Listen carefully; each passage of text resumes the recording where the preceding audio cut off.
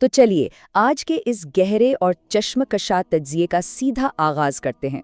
دیکھیں، آج کی ہماری بیٹھک انسانی فطرت، اندیکھے روحانی حقائق اور ہمارے روزمرہ کے معاشرتی رویوں کے بارے میں ہے۔ ہم معروف دانشور اور صوفی واصف علی واصف رحمۃ اللہ کی ان کمال کی تحریروں اور باتوں کا جائزہ لینے والے ہیں جو ہماری زندگی اور ہماری سوچ کو بالکل ایک نئے زاویے سے دیکھنے پر مجبور کر دیتی ہیں۔ ان کے فلسفے کی سب سے خاص بات یہ ہے کہ یہ روزمرہ کی بظاہر عام سی باتوں میں چھپے ہوئے گہرے راز سامنے لے آتا ہے۔ تو آئیے روح اور ذات کی حاکمیت کے اس سفر کا آغاز کرتے ہیں۔ ذرا سوچیں، ایک بہت ہی بنیادی سوال ہے جو بچپن سے ہمارے ذہنوں میں بٹھایا گیا ہے کہ بھئی جو بھی ملے اس پر شکر ادا کرنا چاہیے، لیکن کیا واقعی ہر ملنے والی چیز یا ہر حالت پر شکر ادا کرنا ہمیشہ درست ہوتا ہے؟ کیا ہم نے کبھی ایک لمحے کے لیے بھی یہ سوچا ہے کہ کہیں ہمارا یہ شکر ہی ہماری تباہی کا باعث تو نہیں بن رہا؟ یہ ایک ایسا سوال ہے جو ہماری برسوں کی روایتی سوچ کو پوری طرح جھنجھوڑ دیتا ہے، اور یقین مانیں اس کا جواب اتنا سیدھا نہیں ہے جتنا بظاہر لگتا ہے۔ تو سب سے پہلے بات کرتے ہیں سماجی سراب کی، یعنی خیرات کے ایک بالکل نئے مفہوم کی۔ واصف علی واصف رحمۃ اللہ نے یہاں ایک کمال کا اور بڑا حیران کن فرق بیان کیا ہے۔ ایک طرف گداگر ہے اور دوسری طرف سائل۔ اب گداگر کیا ہے؟ یہ بھئی ایک باقاعدہ پیشہ بن چکا ہے۔ یہ ایک سراب ہے جہاں ایک شخص روزانہ ایک ہی جگہ کھڑا ہوتا ہے، ایک جیسی صدا لگاتا ہے اور بس اسے اپنی کمائی کا ذریعہ بنا لیتا ہے۔ لیکن دوسری طرف سائل ہے۔ سائل ایک حقیقی وقتی مجبوری کا نام ہے۔ سائل کوئی بھی ہو سکتا ہے، کوئی مجبور بیمار جو اسپتال میں علاج کے لیے پریشان ہو، یا کوئی عام شخص جو اپنے جائز حقوق مانگ رہا ہو۔ سائل ہونا کوئی بری بات نہیں ہے، بلکہ سائل تو دراصل سخی کو سخاوت کا موقع فراہم کرتا ہے۔ اور یہ بات واقعی دل کو لگتی ہے کہ ایک گداگر فاقے سے ہو یہ ضروری نہیں۔ ایک گداگر کا تو بینک بیلنس اور گھر میں عائشائش کا بنگلہ بھی ہو سکتا ہے۔ ذرا سوچئے اس بات پر۔ یہ ایک انتہائی تلخ سچائی ہے جو سڑکوں پر دی جانے والی خیرات کے بارے میں ہمارے نظریے کو یکسر بدل دیتی ہے۔ ہم عام طور پر یہی سمجھتے ہیں نا کہ مانگنے والا ہمیشہ بھوکا ہوگا، مگر حقیقت میں پیشہ ور گداگر کے پاس وافر پیسہ ہو سکتا ہے۔ اسی لیے گداگری کے اس پیشے کی حوصلہ شکنی بہت ضروری ہے۔ تو پھر اس کا حل کیا ہے؟ یہیں پر نظام زکوٰۃ سامنے آتا ہے۔ یہ صرف پیسے بانٹنے کا نام نہیں ہے، بالکل نہیں۔ یہ معاشرے کی ایک انتہائی مضبوط ڈھال ہے۔ اس کا اصل مقصد ضرورت مندوں کی اس وقت مدد کرنا ہے جب ان کی ضرورت ابھی پیشہ نہ بنی ہو۔ کیونکہ اگر معاشرے میں گداگری واقعی ایک پیشہ بن جائے تو پھر صاحبان حیثیت لوگوں پر گرفت آتی ہے کہ بھائی آپ نے مستحق کی بروقت مدد کیوں نہیں کی، جس کی وجہ سے اسے ہاتھ پھیلانا پڑا۔ اب ہم ایک قدم مزید آگے بڑھتے ہیں۔ ذرا رکیے اور سوچئے، کیا ہوتا ہے جب معاشرے میں دولت اور وسائل کا مقصد دوسروں کی مدد کرنے کے بجائے صرف اپنا رتبہ دکھانا اور سماجی حیثیت قائم کرنا بن جائے؟ اس کے کیا نتائج نکلتے ہیں؟ یہیں سے ہمارا دوسرا حصہ شروع ہوتا ہے، طاقت کا سراب۔ یہ نعمت ہے یا عذاب؟ اب دیکھیں، کوئی بھی عہدہ یا مرتبہ عذاب کب بنتا ہے؟ بالکل تب جب وہ انسان کے اندر غرور بھر دے، اسے اپنے ہی خالق سے غافل کر دے، اور جب وہ شخص صرف اور صرف اپنی ذات کی نمائش میں الجھ کر رہ جائے۔ اور دوسری طرف وہی مرتبہ ایک بہت بڑا انعام اور نعمت کب بنتا ہے؟ تب جب اسے عوام کی بھلائی اور خدمت خلق کے لیے استعمال کیا جائے۔ واصف صاحب کہتے ہیں کہ مرتبہ عذاب اس وقت ہے جب صاحب مرتبہ مغرور ہو جائے اور ذات الہی کو فراموش کر دے۔ ہم اس بات کو تاریخ کے آئینے میں بڑی آسانی سے دیکھ سکتے ہیں۔ فرعون کے پاس بھی بے پناہ مرتبہ اور طاقت تھی نا، لیکن وہ اس کے لیے بدترین عذاب بن گیا کیونکہ اس نے تکبر کا راستہ چنا۔ اور اس کے بالکل الٹ اولیاء اللہ کا مرتبہ دیکھ لیں، جو سراسر نعمت ہے کیونکہ وہ خلق خدا کی خدمت اور مکمل عاجزی سے جڑا ہوا ہے۔ تو یہاں ہم واپس اسی سوال پر آتے ہیں جس نے اس تجزیے کے بالکل شروع میں ہمیں سوچنے پہ مجبور کیا تھا۔ جب رتبہ اور مال انسان کو غلط راستے پہ لے جا سکتے ہیں تو کیا خود وہ نعمت جس پر ہم بڑے خوش ہو کر شکر بجا لا رہے ہوتے ہیں حقیقت میں ہمارے لیے کوئی پھندا یا لعنت ہو سکتی ہے؟ اور یہ بات ہمیں لاتی ہے شکر کے تضاد کی طرف، یعنی شکر بمقابلہ استغفار۔ یہ ایک بہت ہی کمال کا نکتہ ہے۔ فرض کریں کسی شخص نے رشوت دے کر یا کسی کا حق مار کر کوئی بڑی سی جائیداد حاصل کر لی اور پھر گھر کے باہر بڑا سا لکھوا لیا، یہ میرے رب کا فضل ہے، اور بڑا شکر ادا کر رہا ہے۔ ذرائع واضح کرتے ہیں کہ بھائی یہ شکر والی بات نہیں ہے، یہ خالصتاً استغفار والی بات ہے۔ ہم کتنی آسانی سے غلط راستے سے حاصل ہونے والی کامیابیوں کو خدا کا انعام سمجھ کر شکر کرنے لگتے ہیں، جو کہ سراسر ایک فریب ہے۔ اور یہ بات ہمیشہ پلے باندھ لینے والی ہے کہ بیجا اور غلط شکر نعمت کو نہیں بلکہ بوجھ اور وبال کو بڑھاتا ہے۔ قدرت کا اصول ہے نا کہ شکر سے اس چیز میں اضافہ ہوتا ہے، تو جب آپ ناجائز اور غلط چیز پر شکر کریں گے تو کیا ہوگا؟ وہ غلط چیز، وہ گناہ مزید بڑھے گا اور انسان اپنے ہی شکر کے ذریعے ایک عذاب اور بوجھ میں گرفتار ہو جائے گا۔ یہاں نجات کا راستہ شکر سے نہیں بلکہ سچی توبہ سے ہی نکلے گا۔ لیکن بھائی یہ سب ہوتا کیوں ہے؟ سوال یہ پیدا ہوتا ہے کہ انسان غلط کمائی پر شکر کیوں کرتا ہے؟ وہ گداگری ختم کرنے کے بجائے دکھاوے کو کیوں ترجیح دیتا ہے؟ ان تمام روحانی ناکامیوں اور سماجی سرابوں کی اصل جڑ آخر ہے کیا؟ یہاں سے شروع ہوتی ہے ہماری اندرونی کشمکش۔ نفس یعنی ہماری انا بمقابلہ رضائے الہی۔ صرف ایک جملہ، میں اس سے بہتر ہوں، بظاہر کتنا چھوٹا سا عام سا جملہ ہے نا؟ لیکن حقیقت میں یہ شیطان کا سب سے تباہ کن اور خطرناک ہتھیار ہے۔ جب بھی ذہن میں یہ خیال آئے تو سمجھ لینا چاہیے کہ شیطان نے اپنا وار کر دیا ہے۔ تکبر اور انا کی بنیاد ہی یہ سوچ ہے جو انسان کو دوسرے انسانوں سے کاٹ کر غرور کی اندھیری کھائی میں گرا دیتی ہے۔ اب ذرا اس بات کو اپنی روزمرہ زندگی میں دیکھیں۔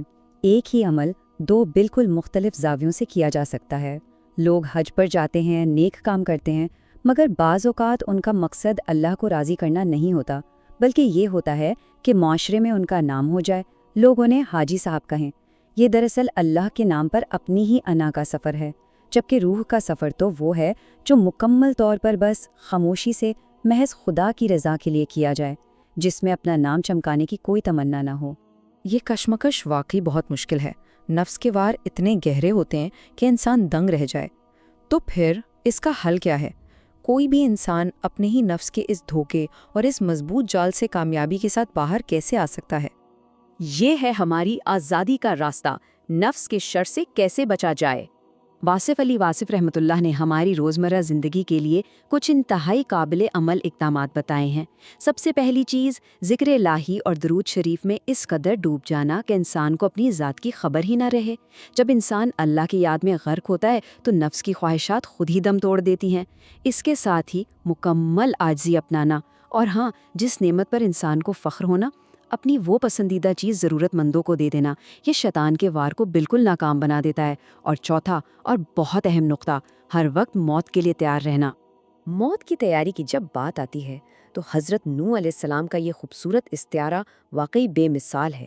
روایات بتاتی ہیں کہ انہوں نے سینکڑوں سال کی طویل ترین عمر پائی، لیکن جب موت کا وقت آیا تو انہوں نے کیا فرمایا، میری زندگی تو بس اتنی تھی جیسے کوئی سائے میں کھڑا ہو اور پھر ایک قدم بڑھا کر دھوپ میں آ جائے، اور میں نے یہ سارا وقت بس تمہارے یعنی موت کے انتظار میں گزارا۔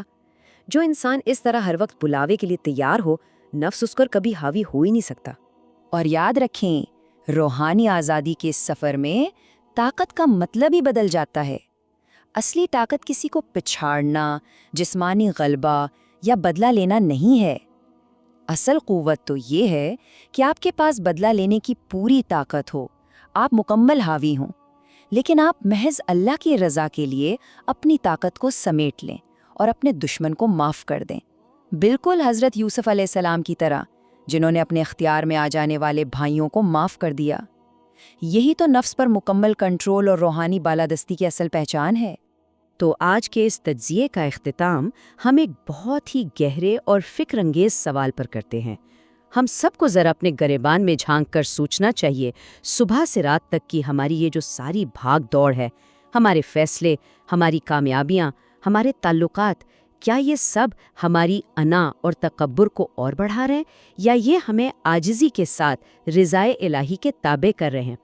اس سوال پر ضرور غور کیجیے گا، کیونکہ یہی وہ فیصلہ کن کڑی ہے جو ہمارے روحانی سفر کی منزل طے کرتی ہے۔ امید ہے آج کی ان باتوں نے سوچنے کے کچھ نئے زاویے ضرور کھولے ہوں گے۔ ہمارے ساتھ اس سفر میں شامل رہنے کا بہت شکریہ۔ اچھا، ذرا ایک لمحے کے لیے تصور کریں ایک شخص کا، ایک ایسا شخص جس نے رشوت، دھوکے اور بالکل ناجائز ذرائع سے بے تحاشا دولت کمائی ہے۔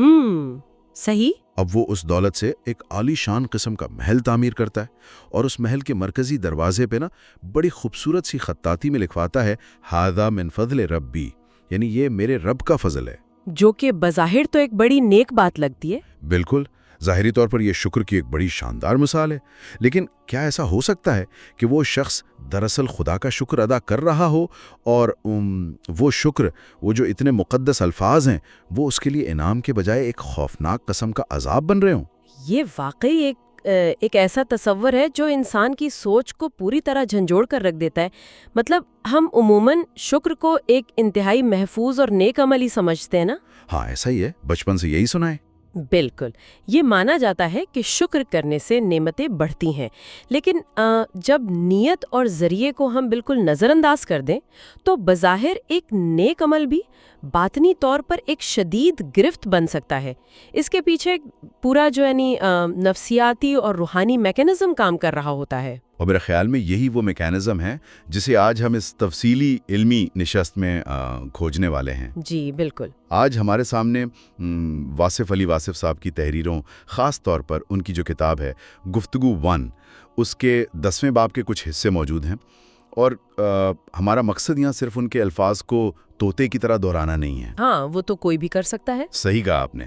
ہم نے تو یہ سمجھنا ہے کہ ان کے یہ خیالات کس طرح خیرات، کامیابی اور سب سے بڑھ کر ہماری اپنی انا، یعنی جو ہماری ایگو ہے، اس کے بارے میں ہمارے جدید تصورات کو بالکل الٹ کر رکھ دیتے ہیں۔ اور اس گہرے جائزے کا بنیادی مقصد ہی یہ ہے کہ ہم ان پیچیدہ قسم کے روحانی اور معاشرتی فلسفوں کو اپنی روزمرہ زندگی کے تناظر میں سمجھ سکیں۔ کیونکہ علم کا مقصد ذہنوں پر کوئی بوجھ ڈالنا تو نہیں ہوتا نا، بلکہ زندگی گزارنے کا ایک نیا اور تھوڑا شفاف زاویہ فراہم کرنا ہوتا ہے۔ تو ہم یہی دیکھنے کی کوشش کریں گے کہ یہ باتیں آج کے دور میں ہمارے اپنے رویوں کی کس طرح عکاسی کرتی ہیں۔ تو اس زبردست سی بحث کا آغاز ہم ایک ایسے موضوع سے کرتے ہیں جو بظاہر تو بہت عام سا لگتا ہے، مطلب روزمرہ زندگی میں سڑکوں پر، چوراہوں پر ہمیں مانگنے والے نظر آتے ہیں۔ ہاں، ہر جگہ ہوتے ہیں۔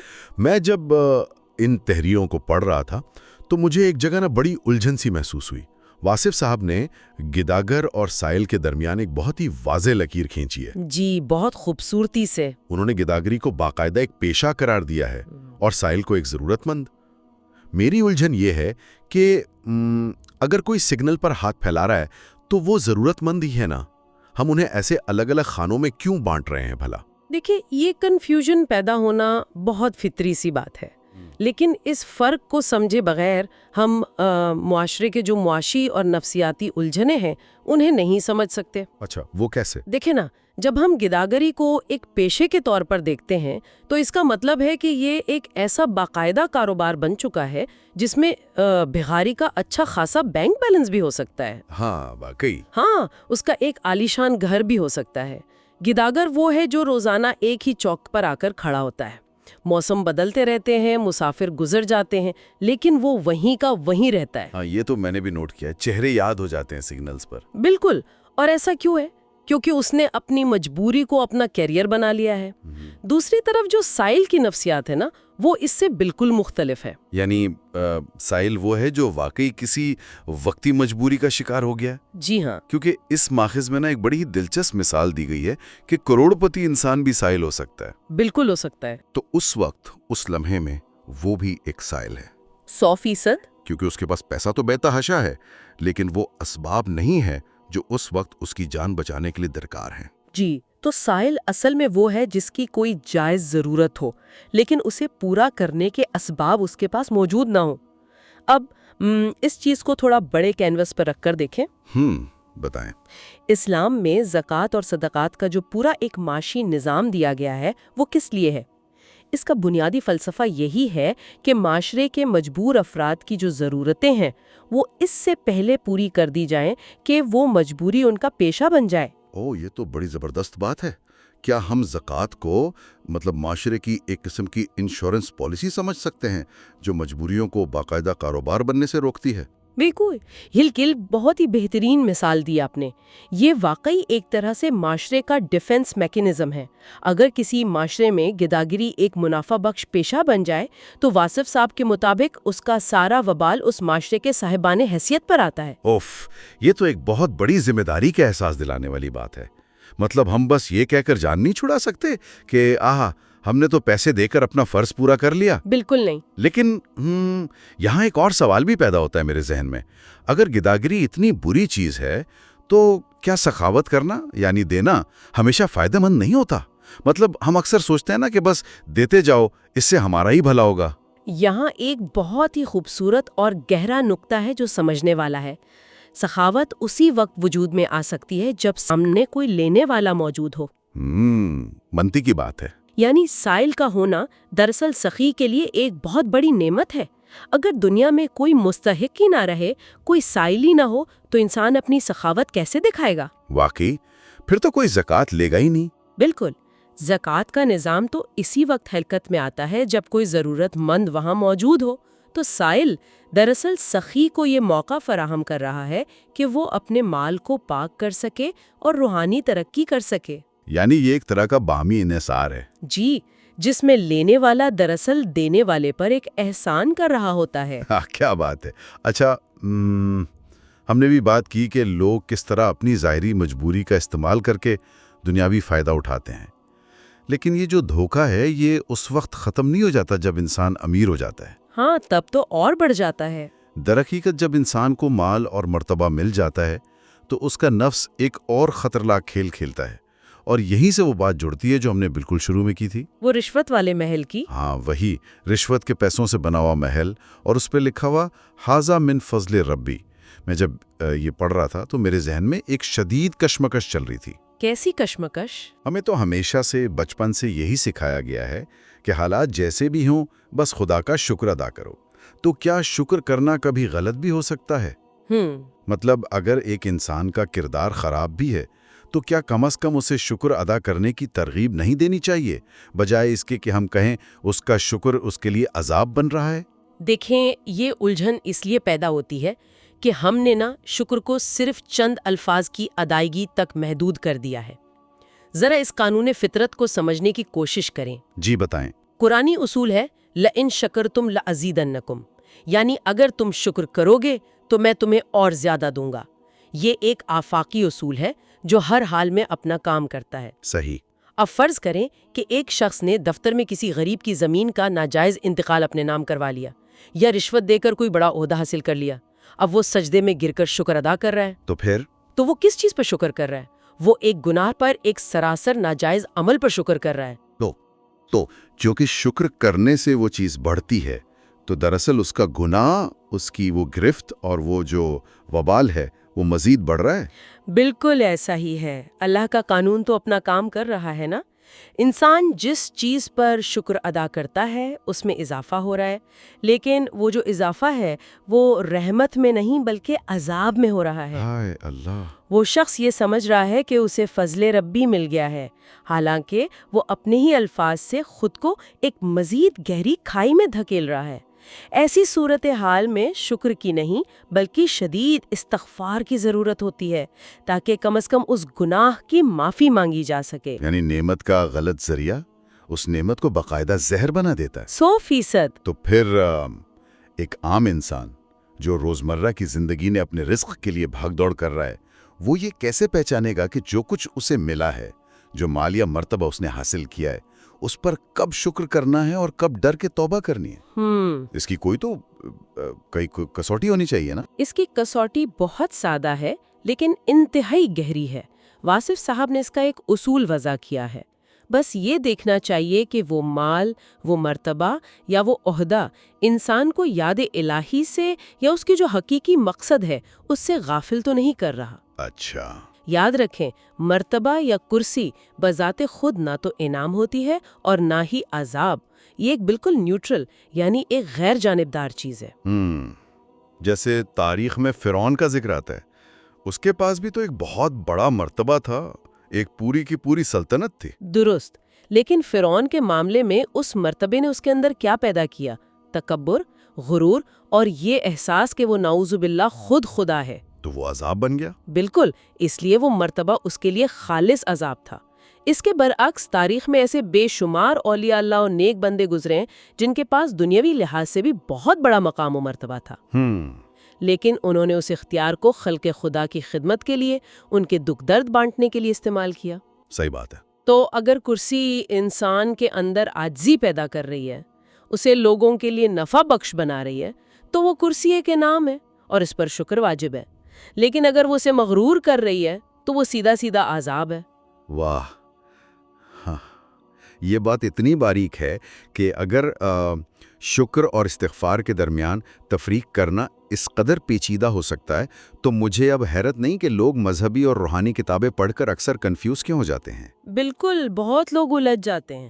مطلب جب شکر جیسی سادہ چیز اتنی الجھی بھی ہو سکتی ہے تو دیگر معاملات میں تو انسان کا الجھنا بنتا ہی ہے، اور یہ ہماری بحث کا اگلا حصہ ہے، وہ بظاہر تضادات یا جنہیں ہم پیراڈاکسز کہتے ہیں، جو اکثر انسان کا ذہن الجھا دیتے ہیں۔ یہ مذہب اور روحانیت کو سمجھنے میں ایک بہت ہی بڑی اور عام سی رکاوٹ ہے۔ لوگ اکثر مختلف احکامات کا آپس میں موازنہ کرنے لگتے ہیں، یہ سمجھے بغیر کہ ان کے پیچھے کا پس منظر کیا ہے۔ اس کی ایک بہت واضح مثال جو اس مخز میں دی گئی ہے وہ تقدیر اور تدبیر کی ہے۔ ہاں، یہ تو بہت پرانی بحث ہے۔ ایک طرف ہم پڑھتے ہیں کہ انسان کے لیے وہی کچھ ہے جس کی وہ کوشش کرے گا، لیس للانسان الا ما سعی، یعنی محنت کرو گے تو پھل ملے گا۔ جی۔ اور دوسری طرف یہ بھی لکھا ہے کہ ہوگا وہی جو اللہ چاہے گا، انسان تو بس ایک کٹ پتلی ہے۔ اسی طرح ایک جگہ حکم ملتا ہے کہ زمین کی سیر کرو اور دیکھو کہ پچھلی قوموں کا کیا انجام ہوا، اور دوسری طرف حکم آتا ہے کہ اپنے گھروں میں ٹک کر قیام کرو اور فتنوں سے بچو۔ صحیح۔ اب ایک عام انسان جب یہ دونوں باتیں ایک ساتھ پڑھتا ہے تو وہ سوچتا ہے کہ آخر ان میں سے سچ کیا ہے، میں کروں تو کیا کروں؟ اور واصف صاحب کا اس پر جو تجزیہ ہے نا، وہ ان تمام الجھنوں کی بالکل جڑ کاٹ دیتا ہے۔ اچھا، وہ کیا کہتے ہیں؟ ان کے مطابق یہ تمام باتیں، یہ بظاہر نظر آنے والے تضادات، یہ بے وقت سچ ہیں۔ مسئلہ ان احکامات میں نہیں ہے، مسئلہ انسان کے اپنے اندر موجود اس مرحلے کا ہے جسے ہم اس کا فیز کہہ سکتے ہیں۔ فیز؟ جی، اللہ کے کلام میں کوئی تضاد نہیں ہوتا۔ حقائق بے وقت کائنات میں موجود ہوتے ہیں، لیکن وہ انسان پر صرف اس وقت کھلتے ہیں جب وہ انسان اس مخصوص باطنی سفر کے اس مقام پر پہنچتا ہے۔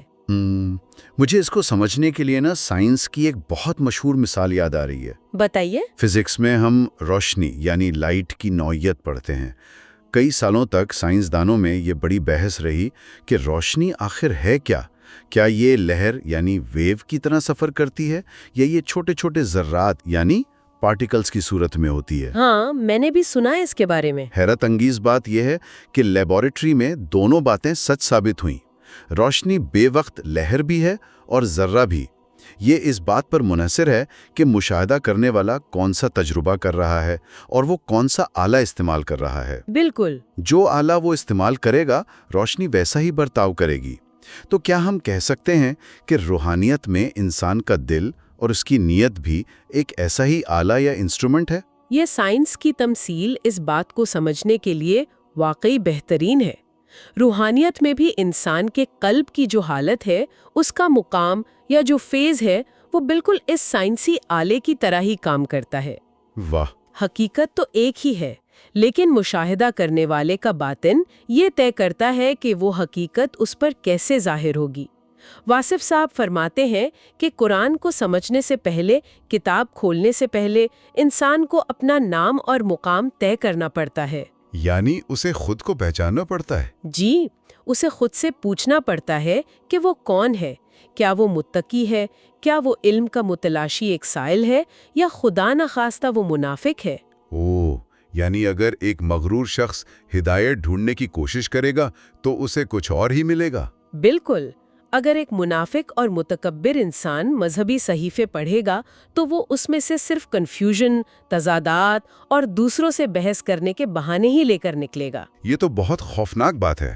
مقامات یا مختلف احکامات کا آپس میں ٹکراؤ پیدا نہ کیا جائے۔ جس طرح روشنی دیکھنے کے لیے آنکھ درکار ہے نا، ویسے ہی ہدایت کے لیے دل کا نرم ہونا بہت درکار ہے۔ ماخذ میں اس کی وضاحت سورج کی ایک بہت ہی خوبصورت مثال سے کی گئی ہے۔ وہ کہتے ہیں کہ فرض کریں ایک بہت اونچی بلڈنگ ہے۔ اب آپ مجھ سے پوچھیں کہ سورج کے زیادہ قریب کون ہے، بلڈنگ کی نچلی منزل یا اوپر کی منزل؟ ہاں، ظاہری طور پر اوپر کی منزل سورج کے چند فٹ زیادہ قریب ہے، لیکن سورج کے اس لامحدود فاصلے اور وسعت کے سامنے نچلی اور اوپری منزل کا یہ جو فرق ہے یہ بالکل صفر ہو جاتا ہے، بے معنی ہو جاتا ہے۔ بالکل بے معنی ہو جاتا ہے۔ مطلب لامحدود کے سامنے انسان کے بنائے ہوئے تمام پیمانے اور درجے ختم ہو جاتے ہیں۔ اور یہی وہ مقام ہے جہاں انسان کو اپنی حقیقت کا اصل ادراک ہوتا ہے۔ انسان کو اپنا فیض، اپنا مقام پہچاننا چاہیے، جی، لیکن وہ کون سی چیز ہے جو انسان کی آنکھوں پر ایسی پٹی باندھ دیتی ہے کہ اسے اپنا حقیقی چہرہ نظر ہی نہیں آتا؟ وہ اصل رکاوٹ کیا ہے؟ وہ سب سے بڑی اور خطرناک رکاوٹ انسان کا اپنا نفس ہے، اس کی اپنی انا، یعنی جو اس کی ایگو ہے۔ اور ماخذ کا یہ جو چوتھا اور سب سے اہم حصہ ہے، یہ اسی نفس کی شرارتوں کو بے نقاب کرتا ہے۔ اگر ہم انسان کی تخلیق کے وقت شیطان کے رویے کو دیکھیں نا، تو اس کا سب سے پہلا وار اور سب سے بڑی نافرمانی کیا تھی؟ تکبر۔ جی، وہ یہ وسوسہ تھا، انا خیر منہ، یعنی میں اس سے بہتر ہوں۔ جب تک انسان کے اندر یہ سوچ موجود ہے کہ وہ کسی بھی دوسرے انسان سے بہتر ہے، تو وہ کبھی اپنا درست مقام پہچان ہی نہیں سکتا۔ اور جو چیز مجھے پڑھتے ہوئے سب سے زیادہ خوفناک لگی وہ یہ ہے کہ نفس کی یہ شرارتیں صرف برے کاموں یا گناہوں تک محدود نہیں رہتی۔ ہاں، یہ نیک کاموں میں بھی آ جاتی ہیں۔ بالکل ہی، یہ تو نیکی کے لبادے میں، عبادت کے لباس میں بھی آ جاتی ہیں۔ ماخذ میں کچھ ایسی تلخ حقیقتیں بیان کی گئی ہیں جو سیدھی جا کر دل پر لگتی ہیں۔ جیسے کہ مثال کے طور پر اس میں لکھا ہے کہ بہت سے لوگ حج پر اس لیے جاتے ہیں تاکہ انہیں خود کو خوشی ملے، ان کی اپنی انا کی تسکین ہو۔ اگر ان سے کہا جائے کہ بھئی یہ حج کے پیسے کسی غریب کو دے دو تاکہ اس کی زندگی سنور جائے، اس کی بیٹی کی شادی ہو جائے، تو وہ شاید کبھی تیار نہیں ہوں گے۔ جی بالکل ایسا ہی ہوتا ہے۔ کیونکہ غریب کو پیسے دینے میں ان کی ذات نمایاں نہیں ہوتی نا، محلے میں انہیں حاجی صاحب کا لقب نہیں ملتا۔ اسے ہی واصف صاحب نے ٹریجڈی آف ماڈرن ٹائمز، یا جسے کہیں جدید دور کا المیہ قرار دیا ہے۔ ہم نے اپنی ذات کی تشہیر کے لیے مذہب اور نیکی کا استعمال شروع کر دیا ہے۔ افسوسناک بات ہے۔ انسان نعت رسول مقبول لکھتا ہے، زبان سے کہتا ہے کہ یہ نبی کی شان میں ہے، لیکن اس کی پوری توجہ اس بات پر ہوتی ہے کہ سامنے بیٹھا ہوا مجمع اسے کیسی داد دے رہا ہے۔ ہاں، وہ واہ واہ کا منتظر ہوتا ہے۔ بالکل، وہ نیک کام کرتا ہے اور منتظر رہتا ہے کہ اسے کتنی تعریف ملے۔ یہ اصل میں خوشنودی الہی کی تلاش تو نہیں ہے نا، یہ تو ایک عالمی مقابلہ بن چکا ہے جس میں ہر کوئی اپنی پارسائی کا اشتہار بیچ رہا ہے۔ واقعی آج کل کے دور میں ہم دیکھتے ہیں کہ لوگ اپنی کسی چھوٹی سی نیکی یا سخاوت کو کس طرح بڑھا چڑھا کر پیش کرتے ہیں۔ یہ ایک طرح کا نیا پردہ ہے جس کے پیچھے انا چھپی ہوتی ہے۔ جی، ماخذ میں ایک مسجد کا واقعہ بھی ہے جس نے مجھے بہت سوچنے پر مجبور کر دیا۔ کون سا واقعہ؟ مصنف بتاتے ہیں کہ ایک چھوٹی سی مسجد میں جماعت ہو رہی تھی، پیچھے ایک مسافر کھڑا تھا۔ جب امام نے سورۃ الفاتحہ ختم کی اور وہاں موجود سب لوگوں نے مل کر اونچی آواز میں آمین کہا تو وہ مسافر گھبرا کر لا حول ولا قوت پڑھتا ہوا اپنا سامان اٹھا کر مسجد سے ہی بھاگ گیا۔ ہائے اللہ! تو گمراہ ہیں، وہاں سے فوراً بھاگ جانا چاہیے۔ ذرا سوچیں، ایک لفظ نے اسے عبادت کے دوران مسجد سے دور کر دیا۔ ہم نے دین کو جوڑنے کے بجائے اپنی انا اور فرقوں کی بھیٹ چڑھا کر کیسا انتشار پیدا کر دیا ہے۔ یہ واقعہ اس بات کی انتہائی تکلیف دہ لیکن سچی عکاسی کرتا ہے کہ جب عمل کا امام امر الہی کے بجائے انسان کی ذاتی انا بن جائے تو کیا ہوتا ہے؟ تو پھر تباہی ہوتی ہے۔ بالکل، جب انسان یہ مان لے کہ صرف میری سوچ، میرا فرقہ، میرا نظریہ ہی صحیح ہے اور باقی پوری دنیا گمراہ ہے، تو یہ دین کا راستہ تو نہیں ہے، یہ خالص نفس کا غلبہ ہے۔ شیطان کا تو کام ہی یہی ہے کہ وہ دین کے معاملات میں باریک وسوسے ڈال کر لوگوں کو ایک دوسرے سے دور کرے۔ اس کیفیت میں انسان مسجد میں کھڑا ہو کر بظاہر عبادت کر رہا ہوتا ہے، لیکن حقیقت میں وہ اپنی ہی ذات کے، اپنی انا کے خول میں قید ہوتا ہے۔ تو پھر انسان اس سے بچ کیسے سکتا ہے جب ہماری نیکیاں، ہماری عبادتیں، ہمارے صدقے بھی ہماری انا کی تسکین کا ذریعہ بن رہے ہیں؟ تو یہ تو ایک ایسا شیطانی چکر بن گیا جس سے نکلنا ناممکن سا لگتا ہے۔ ہاں، بظاہر ایسا ہی لگتا ہے۔ ایک عام انسان خود کو اس دھوکے سے مکمل طور پر کیسے باہر نکالے؟ اس سے نکلنے کا راستہ مشکل ضرور ہے لیکن ناممکن نہیں۔ ماخذ میں اس کا بہت واضح علاج بتایا گیا ہے۔ اچھا، پہلا قدم یہ ہے کہ انسان یہ تسلیم کرے کہ اس کی مرضی کچھ نہیں ہے، اسے اپنی مرضی کو اللہ کی رضا کے تابع کرنا ہوگا۔ دوسرا بڑا علاج اللہ کا ذکر اور درود کا تسلسل ہے، اور ذکر کا مطلب محض تسبیح کے دانے گھمانا نہیں ہے، بلکہ اس کا مطلب یہ ہے کہ انسان شعوری طور پر خود کو خدا کی موجودگی میں محسوس کرے، یعنی دل سے حاضر ہو۔ جی، جب ذکر میں اتنی گہرائی آ جائے کہ انسان کو اپنی ذات کی خبر ہی نہ رہے تو وہیں نفس کی شرارتیں دم توڑ دیتی ہیں۔ اور تیسرا، اور شاید نفس کو مارنے کا سب سے مؤثر طریقہ یہ ہے کہ انسان کو اپنی موت یاد رہے۔ موت کی یاد۔ ماخذ میں اس حوالے سے حضرت نوح علیہ السلام کی زندگی کا جو واقعہ بیان کیا گیا ہے وہ کتنا طاقتور ہے۔ بہت زبردست ہے۔ حضرت نوح علیہ السلام کی عمر مبارک لگ بھگ 1000 سال تھی جب ملک الموت ان کے پاس آئے اور پوچھا کہ آپ نے اتنی طویل زندگی کو کیسا پایا، تو انہوں نے فرمایا کہ مجھے اپنی یہ لمبی زندگی یوں محسوس ہوتی ہے جیسے میں کسی درخت کے سائے میں کھڑا تھا اور اب وہاں سے نکل کر دھوپ میں آ گیا ہوں۔ سبحان اللہ۔ 1000 سال کی زندگی انہیں صرف ایک سائے جتنی اتنی مختصر لگی۔ کیوں؟ کیونکہ وہ اس دنیا کو کبھی اپنا مستقل ٹھکانہ سمجھے ہی نہیں۔ وہ ہر وقت اللہ کے بلاوے کے منتظر رہے۔ جو انسان ہر وقت یہ دنیا چھوڑنے کے لیے تیار کھڑا ہو، اس پر نفس اور انا کی خواہشات کبھی غالب نہیں آ سکتی۔ بالکل درست۔ نفس دراصل جسمانی مسرتوں اور دنیاوی رتبے کی ایک لامنتہائی تمنا کا نام ہے۔ جب انسان کی نظر اس عارضی دنیا سے ہٹ کر اس ابدی حقیقت پر جم جاتی ہے کہ کسی بھی لمحے واپسی کا بلاوا آ سکتا ہے، تو سب کچھ بدل جاتا ہے۔ جی، تو یہ چھوٹی چھوٹی خواہشیں، یہ لوگوں کی واہ واہ کی تمنا، یہ اونچے عہدوں کی ہوس، سب بے معنی ہو جاتے ہیں۔ اصل کامیابی یہی ہے کہ انسان اپنی ذات کی نفی کر دے۔ جب انسان کا ہر عمل، ہر قدم اللہ کے حکم کے تابع ہو جاتا ہے تو شیطان کے پاس وہاں ٹھہرنے کی کوئی گنجائش نہیں بچتی۔ تو اس تمام تفصیلی اور گہری گفتگو کو اگر ہم سمیٹیں تو آج کے اس جائزے سے ایک بات پوری طرح عیاں ہو جاتی ہے۔ اصل بندگی محض ظاہری اعمال کو گننے یا اپنے نام کے ساتھ القابات لگانے کا نام بالکل نہیں ہے۔ بالکل نہیں۔ یہ تو نیت کے خالص ہونے اور اپنی میں کی مکمل نفی کرنے کا نام ہے۔ گداگر بننے سے بچنا، سائل کی مجبوری کا احساس کرنا، زندگی میں ملنے والی ہر نعمت کے حصول پر لمحہ بھر کے لیے ٹھہر کر اپنے باطن کا محاسبہ کرنا۔ جی، کہ آیا یہ شکر کا مقام ہے یا استغفار کا؟ بالکل، اور سب سے بڑھ کر فرقہ واریت کی انا سے نکل کر ایک وسیع تر سوچ کو اپنانا ہی اصل کامیابی ہے۔ یہ کوئی ایک دن کا کام نہیں ہے، بلکہ یہ انسان کی اپنی ذات کے ساتھ ایک مستقل جنگ ہے، ایک باطنی سفر ہے۔ ان تمام باتوں کو، ان فلسفوں کو واقعی اپنی روزمرہ زندگی پر لاگو کرنے کی کوشش کریں تو ایک بہت ہی گہرا اور شاید تھوڑا سا چپتا ہوا سوال ہمارے سامنے آ کر کھڑا ہو جاتا ہے۔ وہ کیا؟ اور وہ سوال یہ ہے کہ اگر ہماری سب سے بڑی اور شاندار سمجھی جانے والی نیکیاں، ہماری عبادتیں، ہمارے دیے گئے صدقے بھی در پردہ ہماری اپنی ہی انا کو مضبوط کر رہے ہیں، تو ہمیں تنہائی میں بیٹھ کر پوری ایمانداری سے اپنے آپ سے یہ سوچنا پڑے گا کہ ہم حقیقتاً اپنے خالق کی عبادت کر رہے ہیں یا اپنے ہی بنائے ہوئے ایک پارسا اور نیک عکس کی پوجا کر رہے ہیں۔ کیا واقعی ہم خدا کے سامنے جھک رہے ہیں یا اپنی ذات کے خول میں قید ہیں؟ یہ یقیناً ایک ایسا چونکا دینے والا سوال ہے جو مدتوں تک انسان کو بے چین رکھنے اور اس کے ضمیر کو جگائے رکھنے کے لیے کافی ہے۔ ہم آج کی اس علمی اور فکری نشست کو اسی گہری سوچ بچار کی دعوت کے ساتھ اختتام پذیر کرتے ہیں۔ سنتے رہیے، کھوجتے رہیے اور سوچتے رہیے۔